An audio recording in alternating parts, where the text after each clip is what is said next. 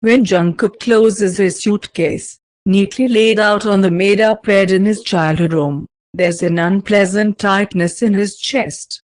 A quiet, unspoken sorrow about being alone again soon.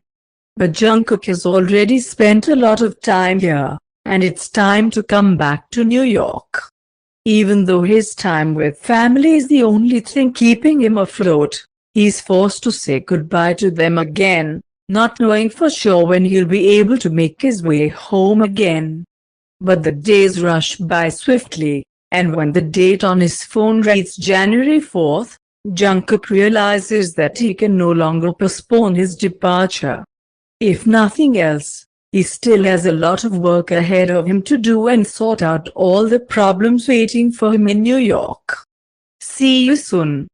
I hope, he sadly smiles, looking at the old teddy bear, his best friend from a melancholic past, sitting on his bed, and a lump forms in his throat once again.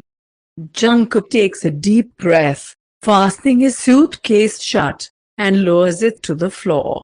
He takes one last look around his room, as if trying to memorize every detail that will fade from memory in the coming months. Gathering his luggage, he walks away, quietly closing the door behind him.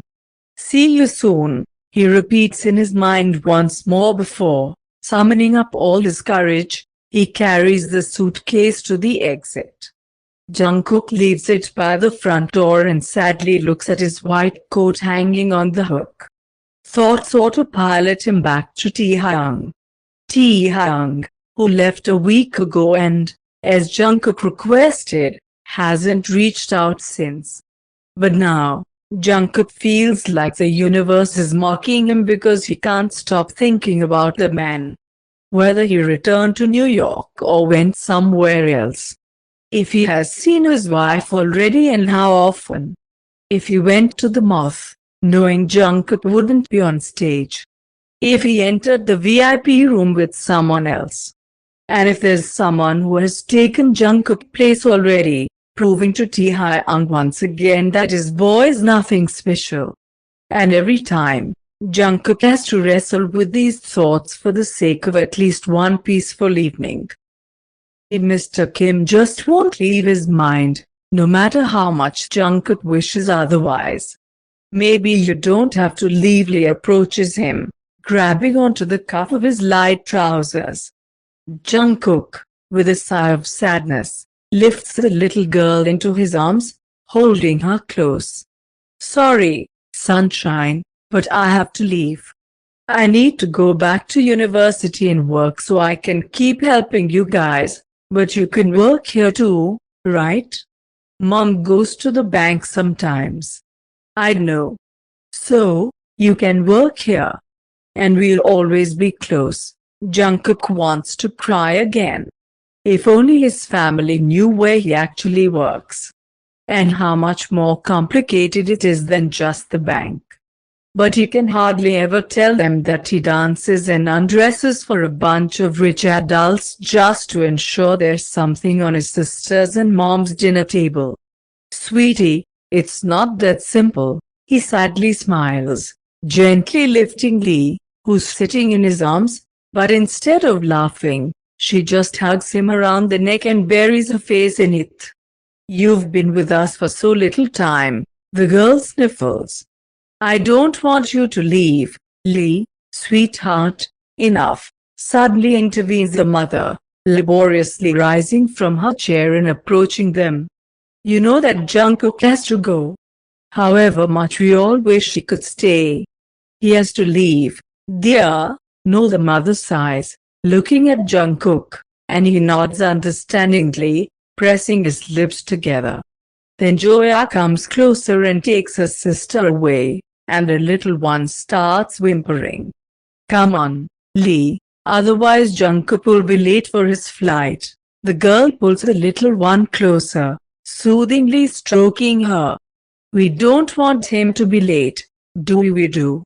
Then he won't fly anywhere, Lee. The mother shakes her head, and Jungkook, sighing deeply once again, approaches the woman, pulling her into his embrace.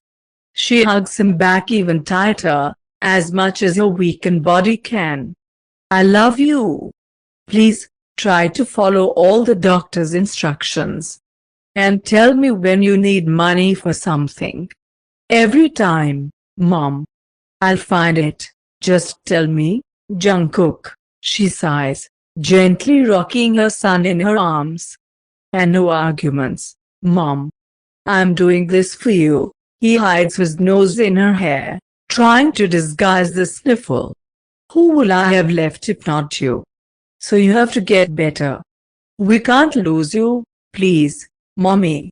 I'll do everything, just get better, okay? I love you, my boy. And we'll be eagerly waiting for you to return.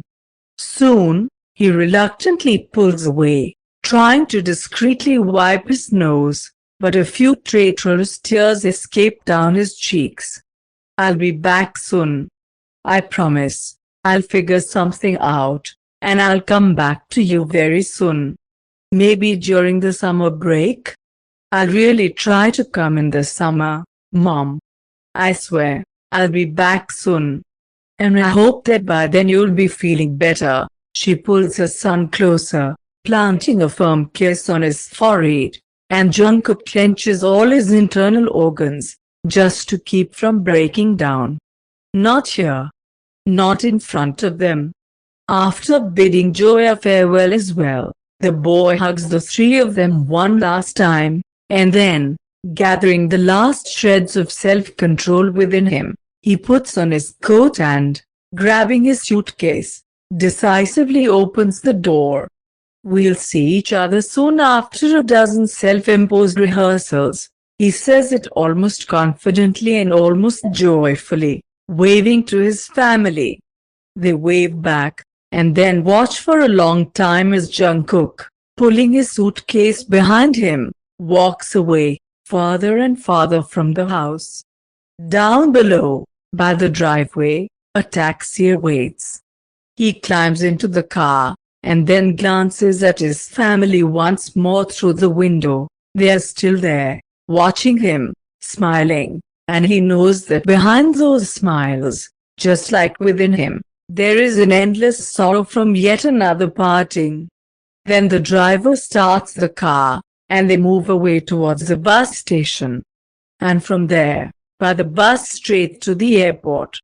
Finally arriving at Oakland Airport, Jungkook finds himself reluctantly acknowledging a daunting truth: the prospect of returning to New York fills him with fear.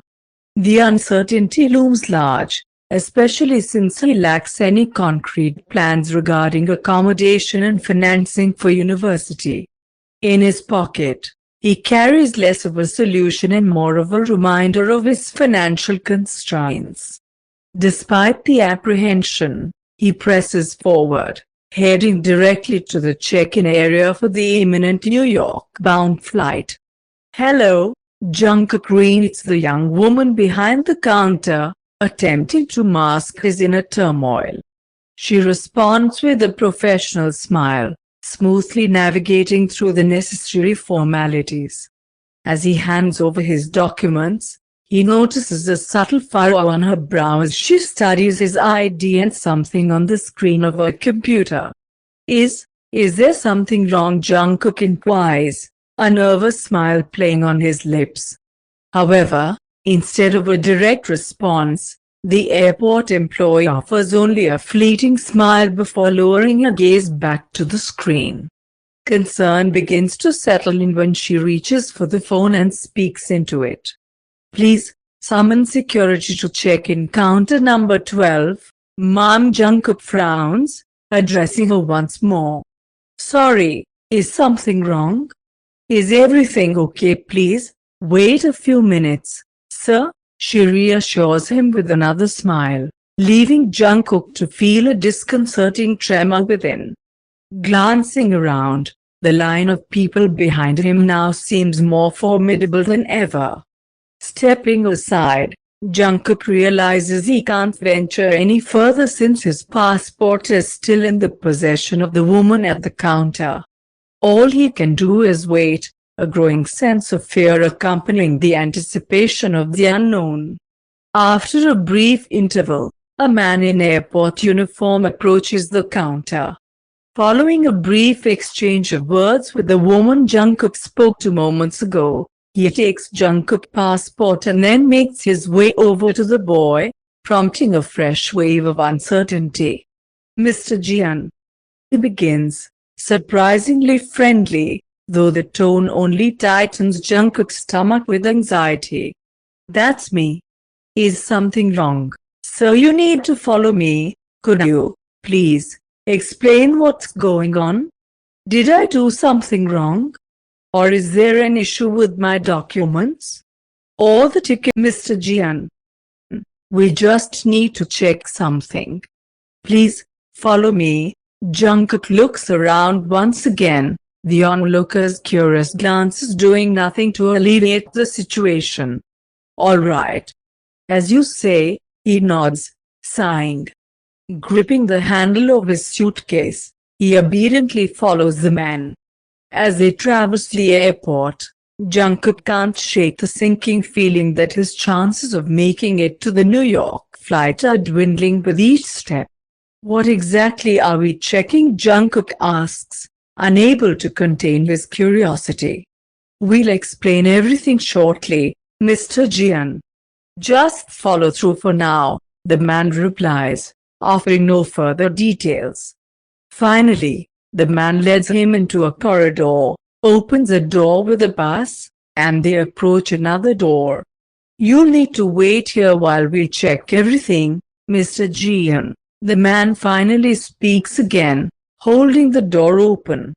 "This is an internal waiting room. Please, just relax and wait for updates.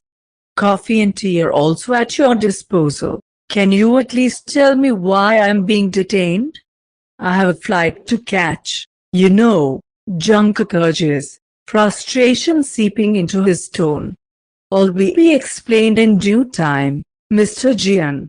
Your cooperation is appreciated," the man responds cryptically, and as soon as Jungkook steps inside, the man closes the door behind him, the lock clicking shut. "Great. Locked in like some criminal. Just great." Frustrated and growing increasingly concerned, Jungkook walks deeper into the room, leaving his suitcase nearby, and slumps onto a small leather sofa. What should he do if he misses the flight? Will his ticket be forfeited, or will the airport exchange it for a new one? And if the former, how the hell is he supposed to get back to New York? After all, Taehyung bought this ticket for him.